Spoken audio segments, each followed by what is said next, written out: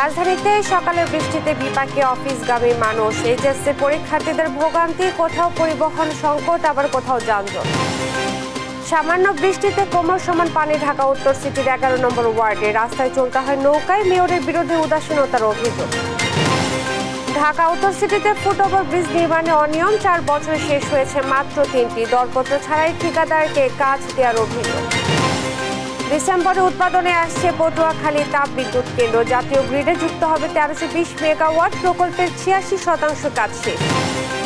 এবং আতঙ্কের জনপদ ব্রাহ্মণবাড়িয়া, 6 মাসে প্রাণ গেছে 33 জনের, অপরাধ বাড়ায় চরম উৎকণ্ঠায় সাধারণ মানুষ, ব্যবস্থা নেওয়ার দাবি পুলিশের।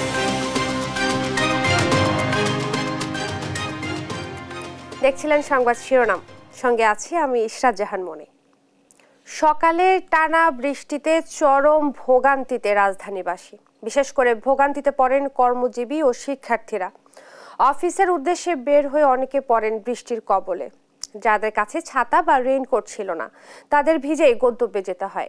পাশাপাশি ভোগান্তিতে পড়েন এইচএসসি পরীক্ষার্থীরাও। বৃষ্টির কারণে কোথাও ছিল যানবাহন সংকট। এ কারণে বাসে প্রচণ্ড ভিড়ের পাশাপাশি বিভিন্ন পয়েন্টে মানুষকে অপেক্ষা করতে দেখা যায়। আবারও রাস্তায় পানি জমায় কোথাও কোথাও তৈরি হয় যানজট। সব মিলিয়ে ভোগান্তি দিয়ে সকাল শুরু হয় রাজধানীবাসীর।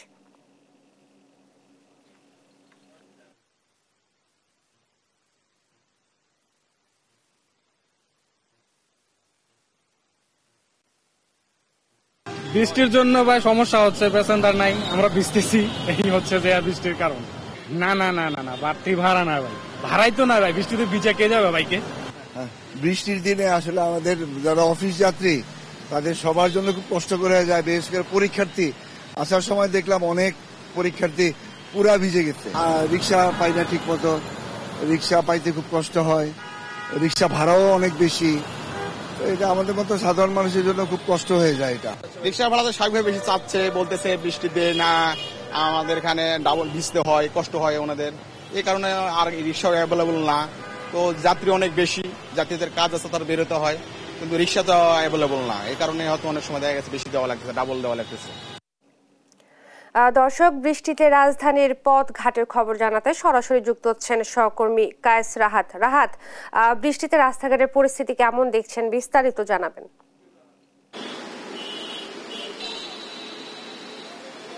ধন্যবাদ ইসরাত। যেমনটি জানেন যে রাজধানী জুড়ে হচ্ছে বৃষ্টি এবং বঙ্গোপসাগরে গভীর নিম্নচাপের কারণে এই বৃষ্টি আজকে থেকে আরো 5 দিন অব্যাহত থাকবে বলে জানাচ্ছে আবহাওয়া অফিস।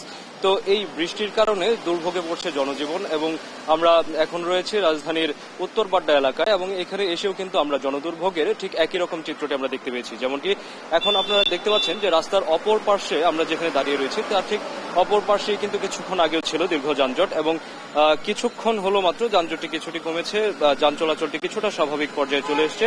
অন্যদিকে রাজধানীর অন্যান্য যে জায়গাগুলোতে ছিল বা এর আগেও যখন আমরা মালিবাগ দিয়ে আসছিলাম তখন সেই আসার সময়ও কিন্তু আমরা দেখেছি সেখানে একটি দীর্ঘ যানজটের সৃষ্টি হয়েছে এবং এই বৃষ্টিপাতের ফলে সাধারণ মানুষ বা জনদুর্ভোগের যে ব্যাপারটি সৃষ্টি হচ্ছে সেখানে নানা শ্রেণী পেশার মানুষ তারা তাদের অবস্থান অনুযায়ী অনেকটা দুর্ভোগ পোহাচ্ছেন এরকম বলেই মনে হচ্ছিল। সেখানে দেখা যাচ্ছিল যে যারা অফিসগামী রয়েছেন তারা সাধারণত তাদের অফিস যাত্রার জন্য দুর্ভোগ পোহাচ্ছেন বা তারা যান খুঁজে পাচ্ছেন না। অনেকেই আবার দেখা যাচ্ছেন স্বল্প দূরত্বে যাওয়ার জন্য যখন রিক্সা বা এই ধরনের যানবাহন খুঁজছিলেন তখন সেগুলো পর্যাপ্তভাবে পাওয়া যাচ্ছিল না।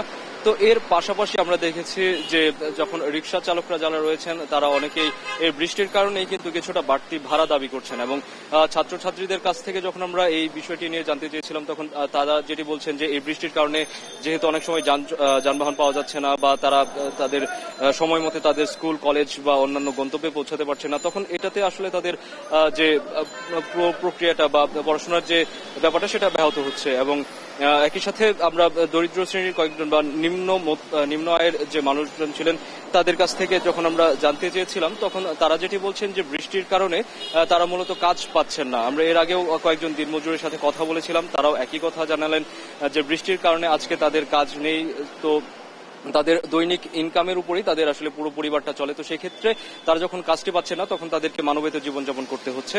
তো বৃষ্টি যেমন আমাদেরকে অনেকটা স্বস্তি এনে দেয় তেমনি একই সাথে আমরা দেখতে পাচ্ছি যে রাজধানীর বিভিন্ন জায়গায় মানুষের যে অবস্থান, সেই অবস্থান অনুযায়ী কিন্তু দুর্ভোগ তাদেরকে পোহাতে হচ্ছে। যদিও যারা উচ্চবিত্ত রয়েছেন তারা শুধুমাত্র হয়তোবা জ্যামের যে সমস্যাটি রয়েছে সেটিতে পড়ছেন, কিন্তু নিজস্ব যানবাহন থাকার ফলে হয়তো যানবাহন না পাওয়ার যে সমস্যা সেটিতে হয়তোবা পড়ছেন না, কিন্তু সেইটিতে না পড়লেও দীর্ঘ যানজটের যে ব্যাপারটি রয়েছে সেটি কিন্তু পড়তে হচ্ছে তাদেরকে। তো বৃষ্টি নিয়ে আমরা যেমনটি দেখেছি আগেও এবং এখনো যেমনটি দেখছি যে এই বৃষ্টির ফলে জনদুর্ভোগ ধীরে ধীরে বেড়ে চলেছে এবং অনেকেই বলছেন যে ফুটপাথে যারা দাঁড়িয়ে আছেন যে ফুটপাথে যদি ছাউনির ব্যবস্থা করা যেত তাহলে হয়তোবা তাদের জন্য দুর্ভোগ কিছুটা হলেও কমতো। তো বৃষ্টি নিয়ে এই ছিল আমার কাছে সর্বশেষ। রাহাত, আপনাকে ধন্যবাদ। বৃষ্টিতে রাস্তাঘাটের পরিস্থিতি এবং জনদুর্ভোগ নিয়ে বলছিলেন সহকর্মী কায়েস রাহাত। এবার দেশ টিভির নিয়মিত আয়োজন জনদুর্ভোগের খবর।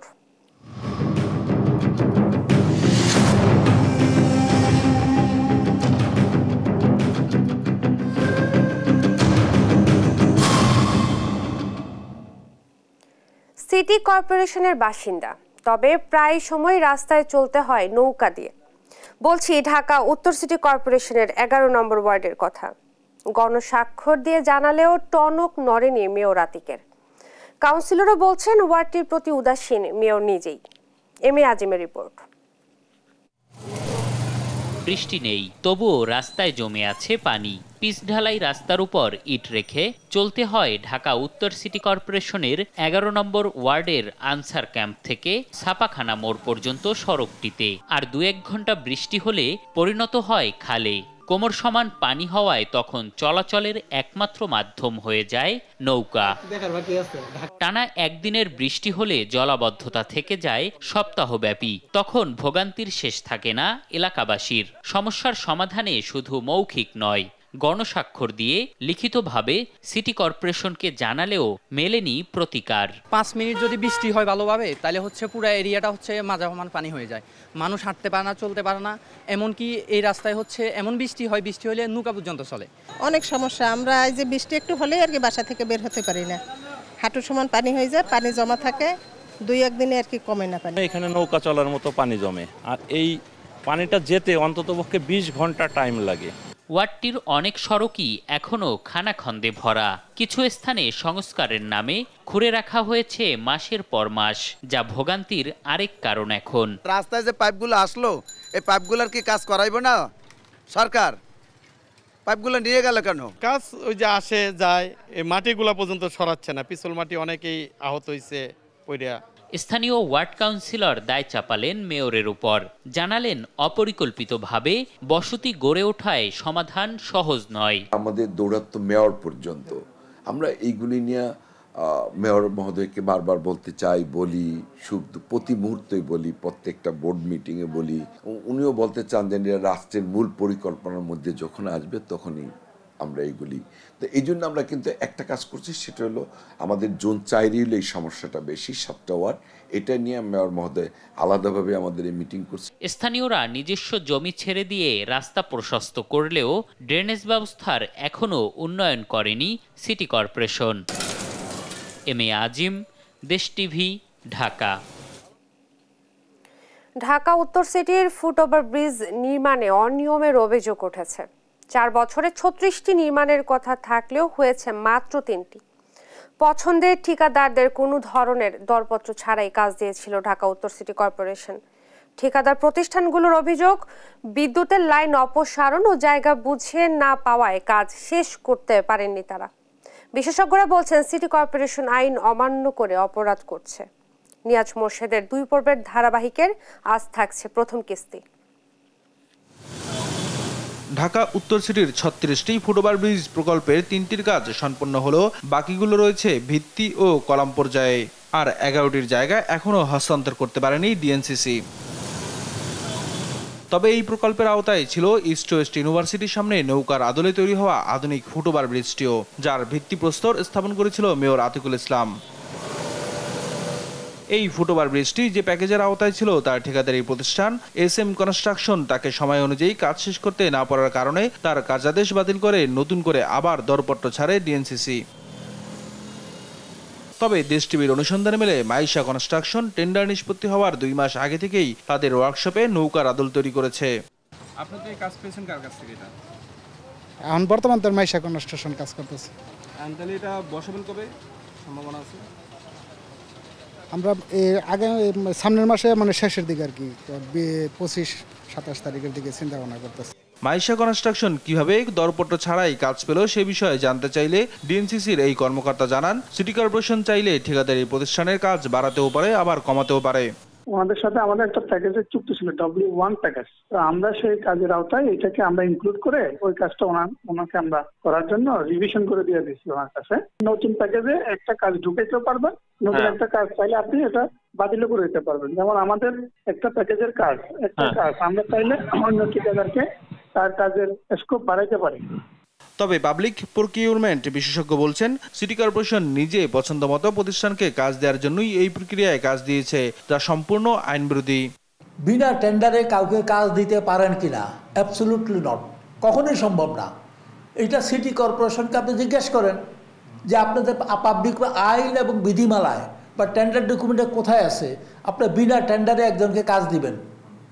বিনা টেন্ডারে কাজ দেওয়ার কোনো সুযোগ নাই। কিছু কাজ আছে ডাইরেক্ট প্রকিউরমেন্ট করা যায় ইমার্জেন্সি ক্ষেত্রে, সেটা 25,000 টাকার কাজ পর্যন্ত আপনি করাইতে পারেন। 2020 সালে 319 কোটি টাকার ট্রাফিক অবকাঠামো প্রকল্প হাতে নিয়েছিল ডিএনসিসি।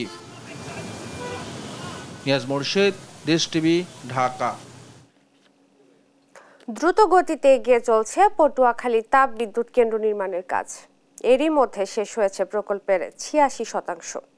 ডিসেম্বরে পূর্ণ উৎপাদনে এলে কেন্দ্রটি থেকে 1320 মেগাওয়াট বিদ্যুৎ যুক্ত হবে জাতীয় গ্রিডে, যা দেশের বিদ্যুৎ খাতের জন্য একটি মাইলফলক বলে মনে করছেন প্রকল্প কর্মকর্তারা। সহকর্মী সাইদ ইব্রাহিমের তথ্যচিত্রে ফারিয়া ইসলামের ডেস্ক রিপোর্ট।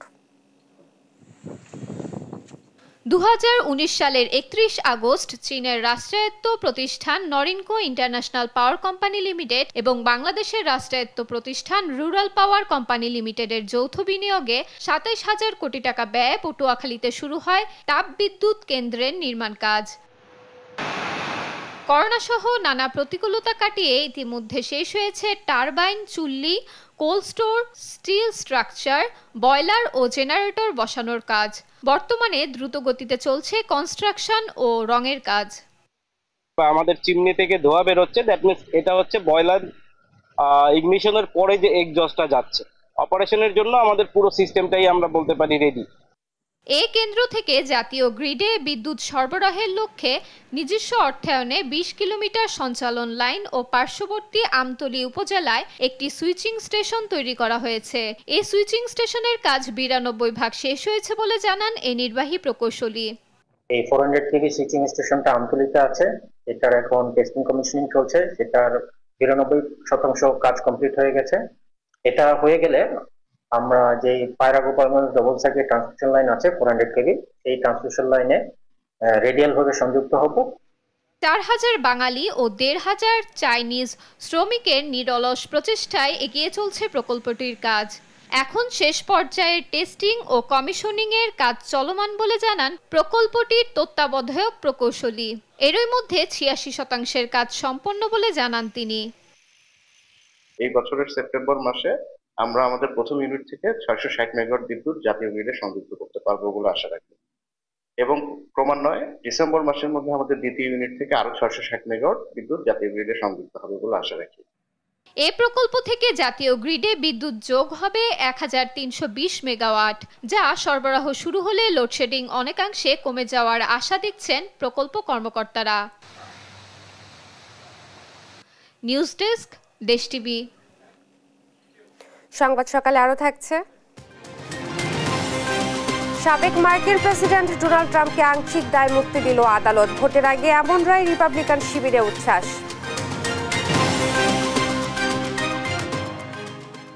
প্রত্যয় পেনশন স্কিম বাতিলের দাবিতে দ্বিতীয় দিনের মতো কর্মবিরতি পালন করছেন দেশের সব পাবলিক বিশ্ববিদ্যালয়ের শিক্ষকরা। এ নিয়ে বিস্তারিত জানাতে নোয়াখালী থেকে যুক্ত হচ্ছেন সহকর্মী মাওলা সুজন এবং ময়মনসিংহ থেকে ইলিয়াস আহমেদ। প্রথমেই চলে যাচ্ছি নোয়াখালী সুজনের কাছে। সুজন, শিক্ষকদের কর্মবিরতির সবশেষ পরিস্থিতি আমাদেরকে জানাবেন, কি কি খবর রয়েছে আপনার কাছে? ইশরাত, যেমনটি বলছিলেন যে শিক্ষকদের কর্মবিরতি নিয়ে আজকে আজকে গতকালকের মতো আজকেও দ্বিতীয় দিনের মতো সারা বাংলাদেশেই পাবলিক বিশ্ববিদ্যালয়গুলোতে শিক্ষকদের কর্মবিরতি চলছে। এরই অংশ হিসেবে নোয়াখালী বিজ্ঞান ও প্রযুক্তি বিশ্ববিদ্যালয়ের শিক্ষকরা তাদের কর্মবিরতি পালন করছেন। গতকালকেও তারা বিশ্ববিদ্যালয় কর্মবিরতি পালন করেছেন। তার অংশ হিসেবে গতকাল বেলা 11:30 থেকে দুপুর 12:30 পর্যন্ত শিক্ষকরা নোয়াখালী বিজ্ঞান ও প্রযুক্তি বিশ্ববিদ্যালয়ে যে প্রশাসনিক ভবন রয়েছেন সেখানে অবস্থান কর্মসূচি পালন করেছেন। একই দাবিতে তারা আজকেও নোয়াখালী বিজ্ঞান ও প্রযুক্তি বিশ্ববিদ্যালয়ে যে শ্রেণীকক্ষে পাঠদান রয়েছে সে পাঠদান থেকে শিক্ষকরা বিরত রয়েছেন। বিভিন্ন যে ল্যাব কার্যক্রম রয়েছে সেই সব কার্যক্রম থেকে থাকা বিরত রয়েছেন। তো শিক্ষকরা আমাদের সাথে বেশ কিছু শিক্ষকের সাথে কথা হয়েছে, তারা জানিয়েছেন সরকার ঘোষিত যে প্রত্যয় স্কিম ঘোষণা করেছে এটি আসলে তাদের জন্য অত্যন্ত অবমাননাকর। একই সাথে তারা 3টি দাবি জানিয়েছেন যে সেগুলো হচ্ছে যে শিক্ষকদেরকে সুপার গ্রেডে উন্নতিকরণ, স্বতন্ত্র বেতন স্কেল ঘোষণা করা এবং যে প্রত্যয় স্কিম ঘোষণা করে প্রজ্ঞাপন জারি হয়েছে সে প্রজ্ঞাপনটি জারি করা। তো আমি এখন এই বিষয়ে কথা বলবো নোয়াখালী বিজ্ঞান ও প্রযুক্তি বিশ্ববিদ্যালয়ের আইকিউ এসি বিভাগের পরিচালক ডক্টর ফিরোজ আহমেদের সাথে। আমি তার কাছে জানতে চাইবো যে প্রত্যয় স্কিম ঘোষণা করা হয়েছে আসলে স্কিমের ফলে শিক্ষকদের কি ধরনের সমস্যার সম্মুখীন হতে পারে? আসলে শিক্ষকদের তো তাদের চাকরি জীবনে আর তেমন কিছুই থাকে না, পেনশনটাই তাদের একটা সম্বল। আর একটা জিনিস আমাদের মাথায় রাখতে হবে যে এই পেনশনের মধ্যে কি কি ছিল সেটা হচ্ছে সর্বশেষ বেতন স্কেলের সাথে 230 ভাগ সরকার দিবে, তার 90% একজন শিক্ষক পেনশন পাবেন। সাথে গ্র্যাচুইটি ছিল যে মূল বেতনের 18 গুণ দিবে এবং সেই সাথে সাথে তাদের একটা ইনক্রিমেন্ট থাকে এবং তাদের প্রভিডেন্ট ফান্ড ছিল। সমস্ত কিছু বাতিল করে এই যে প্রত্যয় স্কিমটি করা হলো এটি চরম বৈষম্যমূলক একটি নতুন নীতিমালা চালু করা হচ্ছে। একই সাথে আরো একটি বিষয় আমি আপনাদেরকে বলতে চাই, সেটি হলো যে শিক্ষকদের মধ্যে যখন বলা হচ্ছে বর্তমানে যারা যোগদান করবে তারাই মাত্র এই প্রত্যয় স্কিমের অংশ হবে। আপনারা জানেন যে আমরা প্রত্যেকবার আমাদের যে পদায়ন হয় অর্থাৎ সহকারী অধ্যাপক থেকে সহযোগী অধ্যাপক প্রত্যেকবারই কিন্তু নতুন করে নিয়োগপ্রাপ্ত হয়। সুতরাং আমরা যারা বলা হচ্ছে যে আগে যারা যোগদান করেছে তারা হবে না, এটি আসলে শুভঙ্করের ফাঁকি এবং এটি আসলে আমাদেরকে একটা মিথ্যা কথা বলা হচ্ছে আমাদের। ধন্যবাদ আপনাকে। আমি আরেকটু এ বিষয়ে আরেকটু কথা বলবো বিজ্ঞান ও প্রযুক্তি বিশ্ববিদ্যালয়ের শিক্ষক সমিতির সহসভাপতি মাহবুবুর রহমানের সাথে। আমি তার কাছে জানতে চাইবো এই যে কর্মবিরতির পরে যে শিক্ষার্থীদের শিক্ষা জীবন দীর্ঘায়িত হবে, এই দীর্ঘায়িত জীবনে আপনারা পরবর্তী যদি আপনার সরকার দাবি মেনে নেয় আপনারা এটা কিভাবে পুষিয়ে দিবেন বলে? ধন্যবাদ। আসলে কর্মসূচি আমরা ক্লাস বর্জন এবং সকল কাজ থেকে আমরা নিজেদেরকে বিরত রেখেছি। এতে আমার মনে হয় না যে ছাত্রছাত্রীরা বেশি ক্ষতিগ্রস্ত হবে, কারণ এর আগে আপনারা সবাই জানেন যে একটা মহামারী ছিল কোভিড-19, এই সময় দীর্ঘদিন ক্লাস বন্ধ ছিল।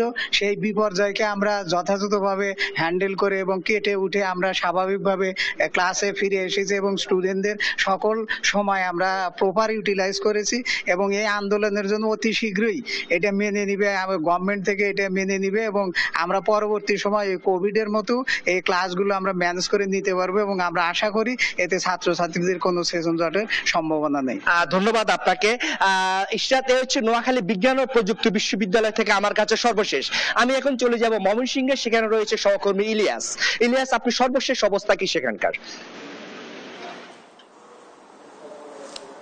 সর্বজনীন পেনশন স্কিমের প্রত্যয় প্রজ্ঞাপন বাতিলের দাবিতে সারা দেশের ন্যায় ময়মনসিংহে উপস্থিত বাংলাদেশ কৃষি বিশ্ববিদ্যালয় এবং জাতীয় কবি কাজী নজরুল ইসলাম বিশ্ববিদ্যালয়ের শিক্ষকরা কিন্তু টানা দ্বিতীয় দিনের মতো আজকে আন্দোলন করছেন। অর্থাৎ তারা বলছেন সরকার যে প্রত্যয় স্কিম প্রজ্ঞাপন করেছেন সেটি যদি আসলে বাতিল না করে তাহলে এই যে তাদের সর্বাত্মক আন্দোলন সেটি কিন্তু আরো বেগবান হবে, সেই বিষয়টি কিন্তু তারা বলছিলেন। অর্থাৎ আমি এখন রয়েছি বাংলাদেশ কৃষি বিশ্ববিদ্যালয়ে রয়েছি।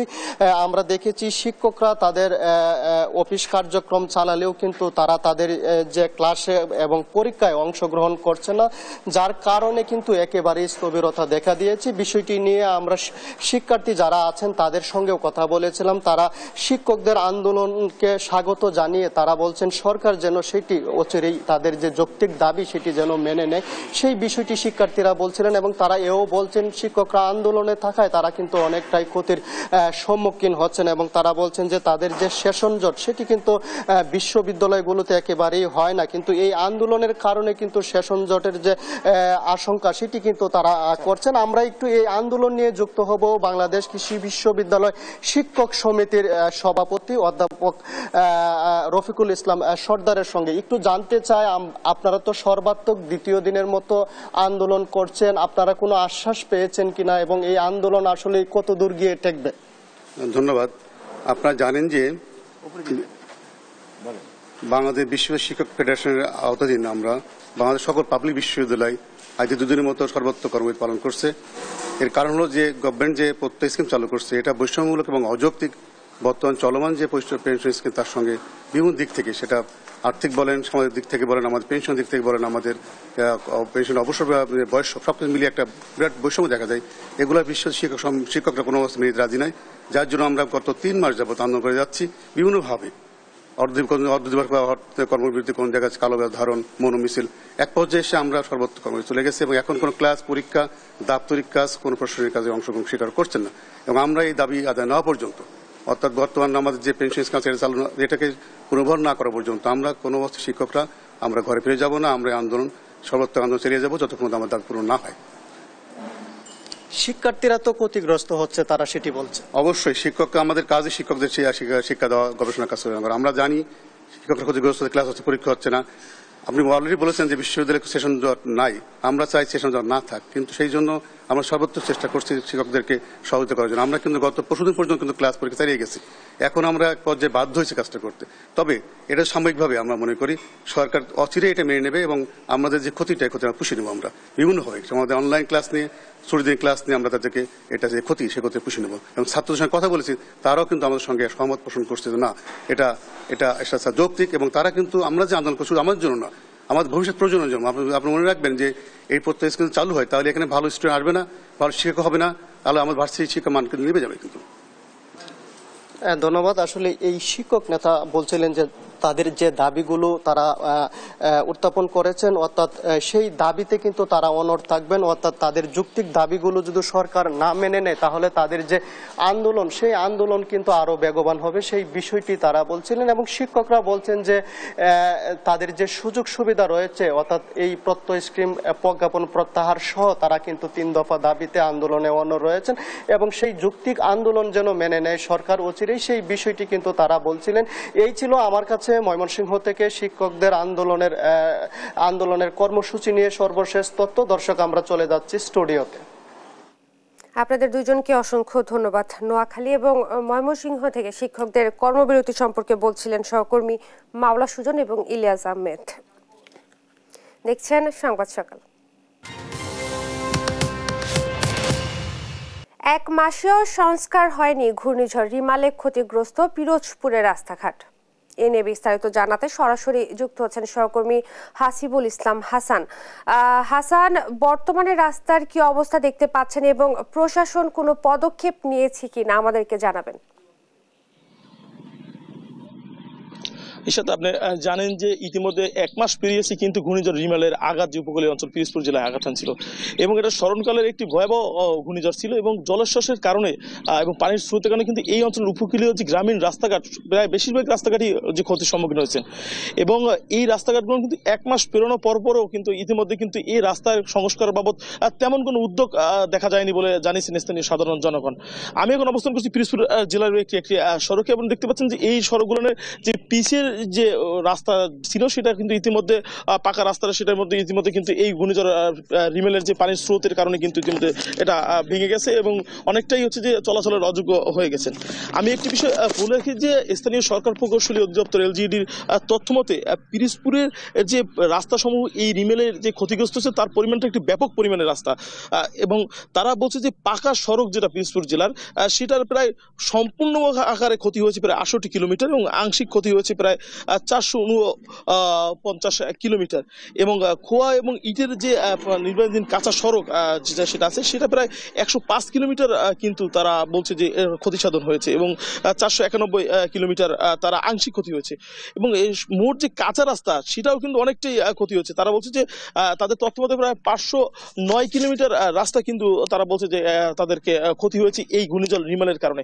তবে স্থানীয়রা বলছে যে এই যে নদী পাড়ের যে রাস্তাগুলো সেই রাস্তাগুলো যে ক্ষতি হয়েছে তা মেরামতের জন্য কিন্তু ইতিমধ্যে স্থানীয় এলজিডি থেকে অথবা স্থানীয় প্রশাসন থেকে তেমন কোনো ব্যবস্থা না হওয়ার কারণে তাদের কিন্তু চলাচলে ব্যাপক সমস্যা হচ্ছে, এবং বিশেষ করে অনেক রাস্তা অবস্থান না, রাস্তা বলতে নাই বলতে একেবারে রাস্তা যেখানে চলাচলের গাড়ি চলাচল তো শুধুমাত্র হাঁটার ব্যবস্থাও নাই, এবং জোয়ারের পানি যদি ইতিমধ্যে উঠে যায় তখন তাহলে সেখানে রাস্তা ডুবে যায় পানিতে এবং তাদের চলাচলের ব্যবস্থা অত্যন্ত সমস্যা হয়ে বলছে। বিশেষ করে নারী এবং শিশুদের চলাচলের অনেকটাই সমস্যা হয় বলে স্থানীয় জনগণ জানিয়েছেন।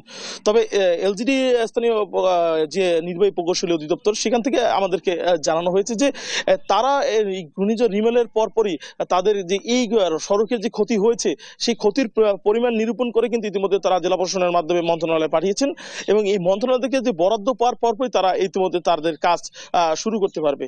তবে স্থানীয়রা জনগণের দাবি যে এইটা একটি দীর্ঘমেয়াদী প্রক্রিয়া, এবং এই প্রক্রিয়ার কারণে মানুষের চলাচলের খুবই সমস্যা হবে, তাই তারা বলছে যে অতি দ্রুত যেন এই রাস্তাগুলো চলাচলযোগ্য হয় সেইভাবে যেন সম্পর্ক নিরূপণ করা হয়। মূলত এই ছিল পিরোজপুর থেকে রাস্তাঘাটের বিষয় আমার কাছে সর্বশেষ। হাসান, আপনাকে ধন্যবাদ। পিরোজপুর থেকে রাস্তার বেহাল অবস্থা নিয়ে বলছিলেন সহকর্মী হাসিবুল ইসলাম হাসান। একের পর এক হত্যাকাণ্ডে আতঙ্কের জনপদ হয়ে উঠছে ব্রাহ্মণবাড়িয়া। পারিবারিক কলহ, গোষ্ঠীগত দাঙ্গা এবং আধিপত্য বিস্তার সহ তুচ্ছ ঘটনায় গেল 6 মাসে জেলায় প্রাণ গেছে 33 জনের। আইন শৃঙ্খলা পরিস্থিতি নিয়ে চরম উৎকণ্ঠায় মানুষ। বিচারহীনতার সংস্কৃতি ও হত্যা ঘটনা সামাজিকভাবে নিষ্পত্তি হওয়ায় অপরাধ বাড়ছে দিন দিন। যদিও পুলিশ বলছে বেশিরভাগ ঘটনায় আসামিদের আইনের আওতায় আনা হয়েছে।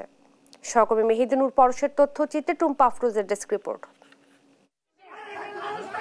গেল 5 জুন ব্রাহ্মণবাড়িয়া সদর উপজেলা পরিষদ নির্বাচন নিয়ে বিরোধে প্রকাশ্যে গুলি করে খুন করা হয় ব্রাহ্মণবাড়িয়ার সরকারি কলেজের উদ্ভিদবিদ্যা বিভাগের 2য় বর্ষের ছাত্রলীগ কর্মী আশরাফুর রহমান ইজাজকে। এ ঘটনায় ঘাতক জেলা ছাত্রলীগের বহিষ্কৃত সহসভাপতি হাসান আল ফারাবি জয় গ্রেপ্তার হলেও ধরাছোঁয়ার বাইরে প্রধান অভিযুক্ত জালাল হোসেন খোকাসহ 15 আসামি। চাঞ্চল্যকর এ হত্যাকাণ্ডের রেশ না কাটতেই গেল 16 জুন আখাউড়ার রুটি গ্রামে তুচ্ছ ঘটনাকে কেন্দ্র করে বৃদ্ধ আবুল হোসেনকে কুপিয়ে গুরুতর আহত করে প্রতিবেশীরা। পরে ঈদের দিন 17 জুন চিকিৎসাধীন অবস্থায় মারা যান তিনি। এ ঘটনায় 7 জনের নামে মামলা হলেও এখনো গ্রেপ্তার হয়নি কেউ।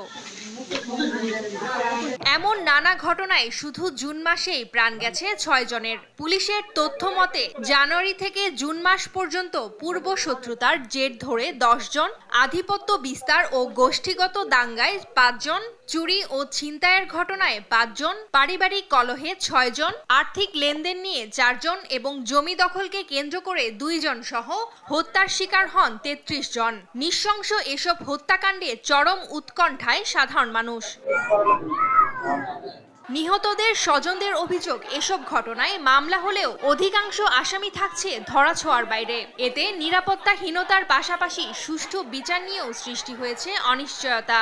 আমার ছেলেটাই ছিল বেঁচে থাকার অবলম্বন, তুচ্ছ একটা ব্যাপার নিয়ে প্রকাশ্যে আমার ছেলেটাকে গুলি করে মারছে। আইন শৃঙ্খলা বাহিনী যদি তৎপর হয় এই বিশৃঙ্খলা থেকে, এই ধরনের থেকে সমাজটা বেঁচে যাবে। কুরবানির গরু উপলক্ষে একটা তুচ্ছ ঘটনা নিয়ে আমার ভাইকে নির্মমভাবে প্রকাশ্য আমার বাড়িতে কুবায়া হত্যা করিয়াছে। চোখের জল ফুরিয়ে যাচ্ছে আমার বাবার খুনিদেরকে পাইতেছি না।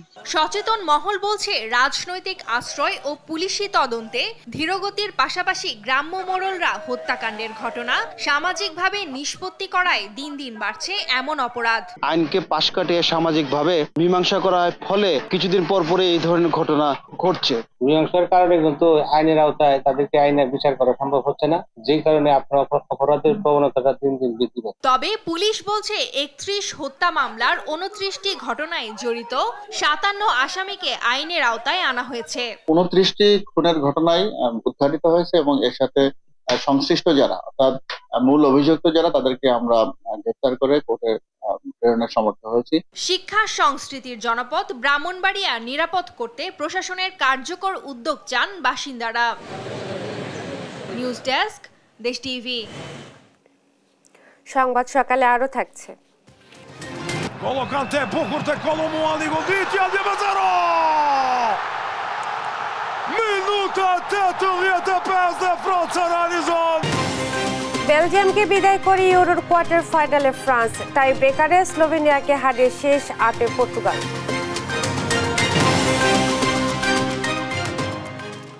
কুষ্টিয়ায় এক প্রবাসীর 3 কোটি টাকার সম্পদ জোর করে দখলের অভিযোগ উঠেছে স্থানীয় এক প্রভাবশালী বিএনপি নেতার বিরুদ্ধে।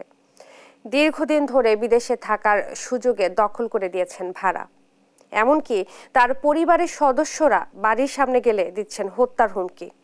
এমন অবস্থায় বিভিন্ন দপ্তরে দপ্তরে ঘুরেও কোনো সুরাহা পাচ্ছেন না ভুক্তভোগী প্রবাসীর পরিবারটি।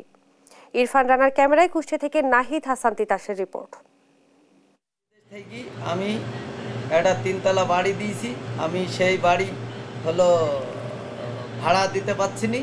সেই বাড়ি আজ 9 বছর, আজ এই চেয়ারম্যানের ছেলে রাজনী আমার বাড়ি দখল করছে। কথাগুলো বলছিলেন কুষ্টিয়ার দৌলতপুর উপজেলার গোপালপুর গ্রামের 21 বছর ধরে সৌদি আরবে থাকা প্রবাসী শেখ আব্দুল্লাহ। দীর্ঘদিন ধরে বিদেশে থাকার সুযোগে তার প্রায় 3 কোটি টাকা মূল্যের 3তলা বিশিষ্ট বাড়ি সহ জমি জোরপূর্বক দখল করে নিয়েছে স্থানীয় প্রভাবশালী বিএনপি নেতা রাজন মোল্লা।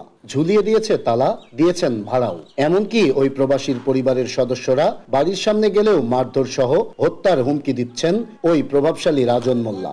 এমন অবস্থায় বিভিন্ন দপ্তরের দ্বারে দ্বারে ঘুরেও কোনো সুরাহা পাচ্ছে না ভুক্তভোগী প্রবাসীর পরিবার। আমি এ বিষয়ে কোর্টে রায় পাইছি, প্রশাসনের দিকটাও আমার পক্ষে আছে, কিন্তু আমি কোনো বিষয়ে কোনো কিছু বিচার পাচ্ছি না। আমরা কিছু বলতে গেলে আমাদেরকে হুমকি দিচ্ছে, মারে কাটা।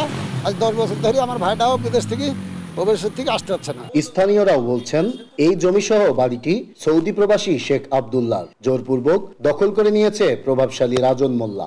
জমি রাজন দখল করে আছে, মানে ভাড়া উই দেয় দিয়ে ও খায়। বিল্ডিংটা তো হচ্ছে যেই তালা মারুক না কেন, বিল্ডিংটা হচ্ছে শেকুর, এটা মালিক হিসাবে তারই, কোর্ট তাই বুঝবে, এটা অপরাধ আমি মনে করি। তবে জোরপূর্বক দখলের বিষয়টি অস্বীকার করে ওই প্রভাবশালী বিএনপি নেতা বলছেন 10 লাখ টাকার বিনিময়ে এই সম্পত্তি কেনার বায়নানামা করেছেন তিনি, তাই মেরেছেন তালা, দিয়েছেন ভাড়াও। এইটা অনেকজন টাকা পাবে, আমি তো একা তালা মারি নাই।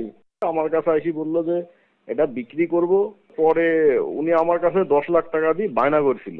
আমি 10 লাখ টাকার বায়না করেছি।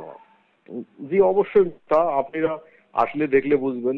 আর এ বিষয়ে পুলিশ বলছে এ ধরনের ঘটনার সাথে যারাই জড়িত থাকুক না কেন তদন্ত সাপেক্ষে ব্যবস্থা নেবেন তারা। এই ঘটনার যারা শাস্তির অপরাধ করেছে তারা যেন শাস্তির সম্মুখীন হয়, এই ব্যাপারে আমরা সচেষ্ট থাকবো এবং এই ব্যাপারে যতটুকু ব্যবস্থা আমাদের পক্ষ থেকে নেওয়ার আমরা ব্যবস্থা নেব। শুধু আশ্বাস নয়, দ্রুত প্রবাসীর এই সম্পদ জবরদখল মুক্ত করে জড়িতদের বিরুদ্ধে ব্যবস্থা চাই স্থানীয়রা।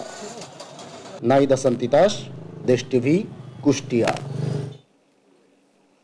বিদেশি ফল আঙ্গুর এখন চাষ হচ্ছে কুড়িগ্রামে। জেলার রাজারহাট, ফুলবাড়ি ও সদর উপজেলায় কয়েকজন কৃষক বাণিজ্যিকভাবে আঙ্গুর চাষ করে সফল হয়েছেন। 40টি জাতের চারা লাগিয়ে প্রায় 20টি জাতের অধিকাংশ গাছে এসেছে আঙ্গুর ফল। এদিকে জেলার মাটি উপযোগী হওয়ায় আঙ্গুর চাষের সম্ভাবনার কথা জানিয়েছে কৃষি বিভাগ। সহকর্মী জুয়েল রানার রিপোর্ট, জানাচ্ছেন সালমা জাহান। বাঁশের মাচায় সবুজ পাতার ফাঁকে থোকায় থোকায় ঝুলছে লাল সবুজ রঙের আঙুর। 3 বিঘা জমির এ বাগানটি রাজারহাট উপজেলার উমর মজিদ ইউনিয়নে। 1 বছর আগে রাশিয়া, ইউক্রেন সহ বিভিন্ন দেশ থেকে আনা এক কৃষকের কাছ থেকে চারা সংগ্রহ করেন এক উপসহকারী কৃষি কর্মকর্তা। বাইকুনোর, গ্রিনলং, ডিকসন, মুনড্রপ সহ প্রায় 40 জাতের আঙ্গুর চারা সংগ্রহ করে জমিতে লাগিয়েছেন তিনি। 1 বছরে তার বাগানে প্রায় 20টি জাতের অধিকাংশ গাছে এসেছে আঙ্গুর ফল। প্রথমবারের ফল মানুষের মাঝে বিলিয়ে দিলেও এরই মধ্যে আঙ্গুর গাছের চারা বিক্রি করেছেন প্রায় 2,50,000 টাকা। পাশাপাশি ফল বিক্রি করে লাভবান হওয়ার স্বপ্ন বুনছেন এই উদ্যোক্তা। প্রায় 40টা জাতের বিদেশি আঙ্গুর চাষ করেছি। তো 9 মাসের মধ্যে আমার প্রায় 20টি জাতের ফলন এসেছে। আমরা যদি সবাই এই ফল চাষে এগিয়ে আসি এবং বাণিজ্যিকভাবে চাষ করি তাহলে অনেকটা আমদানি নির্ভরতা কমবে এবং বৈদেশিক মুদ্রা সাশ্রয় হবে। বাগানে কর্মসংস্থান হয়েছে অনেকের, সেই সঙ্গে দূর দূরান্তের অনেকেই তার বাগান দেখতে এসে চারা নিয়ে গড়ছেন নিজস্ব আঙ্গুর বাগান। কুড়িগ্রাম জেলায় আমরা আসছি বাগান মালিকের সাথে পরামর্শ করার জন্য, কি করে আমাদের বাগান আমরা কি করে করতে পারি, কিছু চারা সংগ্রহ করার জন্য। নতুন গাছ হিসেবে যে ফলন হচ্ছে, আমরা আশা করি আগামী দিনে এর থেকে দ্বিগুণ ফলন আসবে ইনশাল্লাহ। আমদানি নির্ভরতা কমাতে দেশের বিভিন্ন জেলায় এই আঙ্গুর চাষ ছড়িয়ে দেওয়ার কথা বলছে কৃষি বিভাগ। এখান থেকে যে কাটিং বিভিন্ন জায়গায় যদি কৃষক পর্যায়ে সরবরাহ করা যায় তাহলে প্রত্যেক বাড়িতে পারিবারিকভাবে আঙ্গুর চাষ করে পুষ্টি লাভ করা যাবে এবং এই বিদেশি ফলের আমদানি নির্ভরতা কমানো যাবে। জেলায় 47,302 হেক্টর উঁচু জমি রয়েছে যা আঙ্গুর চাষের জন্য উপযোগী। নিউজ ডেস্ক, দেশ টিভি। দেখছেন সংবাদ সকাল। সাবেক মার্কিন প্রেসিডেন্ট ডোনাল্ড ট্রাম্পকে আংশিক দায় মুক্তি দিয়েছেন দেশটির সুপ্রিম কোর্ট। স্থানীয় সময় সোমবার এর রায় ঘোষণা করেন যুক্তরাষ্ট্রের প্রধান বিচারপতি জন রবার্টসের নেতৃত্বাধীন 6 সদস্যের একটি বেঞ্চ। বিচার থেকে কোনো ধরনের প্রেসিডেন্সিয়াল ছাড়ের স্বীকৃতি দিয়ে আদালতের এমন রায় এটিই প্রথম। বিস্তারিত রায়হান কবির শুভ্রর ডেস্ক রিপোর্টে। 2020 সালের নির্বাচনের ফলাফল পাল্টে দেওয়ার চেষ্টা, পর্ন তারকা স্টর্মি ড্যানিয়েলসকে মুখ বন্ধ রাখার জন্য ঘুষ প্রদান, কর ফাঁকি এবং রাষ্ট্রের গোপন নথি সরানোর অভিযোগে সুপ্রিম কোর্ট সহ বিভিন্ন আদালতে বেশ কয়েকটি মামলা চলছে সাবেক প্রেসিডেন্ট ডোনাল্ড ট্রাম্পের বিরুদ্ধে। তবে এরই মধ্যে ট্রাম্পকে আংশিকভাবে দায়মুক্তি দিয়েছেন দেশটির সুপ্রিম কোর্ট। সোমবার এক রায়ে সুপ্রিম কোর্ট বলেছেন, ট্রাম্প প্রেসিডেন্ট হিসেবে তার সাংবিধানিক ক্ষমতার মধ্য থেকে কোনো কিছু করে থাকলে সেক্ষেত্রে তার বিচার করা যাবে না, তবে ব্যক্তিগত কোনো কৃতকর্মের জন্য তার বিচার করা যেতে পারে। বিচার থেকে কোনো ধরনের প্রেসিডেন্সিয়াল ছাড়ের স্বীকৃতি দিয়ে আদালতের এমন রায় এটি প্রথম। সুপ্রিম কোর্ট যে রায় দিয়েছেন তা অনুসারে নির্বাচনের ফলাফল উল্টে দেওয়ার চেষ্টা ও রাষ্ট্রের গোপন নথি সরানোর বেলায় দায় মুক্তি পেতে পারেন ট্রাম্প। কিন্তু স্টর্মি ড্যানিয়েলস, কর ফাঁকি ও সম্পদের তথ্য গোপন বিষয়ক মামলাগুলোতে এ রায় কার্যকর হবে না। যুক্তরাষ্ট্রের প্রধান বিচারপতি জন রবার্টসের নেতৃত্বাধীন 6 সদস্যের একটি বেঞ্চ এ রায় ঘোষণা করে। তাদের মধ্যে 3 জন রায়ের সমর্থন জানানো থেকে বিরত ছিলেন। রায় নিয়ে নিজের অসন্তুষ্টির কথা জানান বিচারপতি সোনিয়া সোটোমেয়র। সুপ্রিম কোর্টের সিদ্ধান্তে উচ্ছ্বাস প্রকাশ করেছে ট্রাম্পের দল রিপাবলিকান পার্টি। এর রায়কে গণতন্ত্র ও সংবিধানের জন্য বড় জয় বলে মনে করছেন তারা। অন্যদিকে আদালতের সিদ্ধান্তে মোটেও সন্তুষ্ট নয় প্রেসিডেন্ট নির্বাচনে ট্রাম্পের প্রতিপক্ষ বর্তমান প্রেসিডেন্ট জো বাইডেনের ডেমোক্রেটিক পার্টি। এছাড়া এ রায়ে অসন্তোষ প্রকাশ করেছে অনেক সাধারণ মার্কিন নাগরিক। রায়হান কবির শুভ্র, নিউজ ডেস্ক, দেশ টিভি। দক্ষিণ কোরিয়ার রাজধানী সিউলে গাড়ি চাপায় নিহত হয়েছে অন্তত 9 পথচারী। স্থানীয় সময় সোমবার রাত 9:30টায় এই দুর্ঘটনা ঘটে। ঘটনাস্থল থেকে গাড়ি চালককে গ্রেফতার করেছে পুলিশ। দুর্ঘটনার পর আহত কমপক্ষে 4 জনকে হাসপাতালে নেওয়া হয়েছে। এতে নিহতের সংখ্যা আরও বাড়তে পারে বলে আশঙ্কা করছে স্থানীয় কর্তৃপক্ষ। পুলিশ জানিয়েছে তারা ঘটনার কারণ অনুসন্ধান করছেন। অভিযুক্ত চালককে জিজ্ঞাসাবাদ করা হচ্ছে। গাড়িটি দ্রুত বেগে ছুটে এসেছিল বলে জানিয়েছে পুলিশ।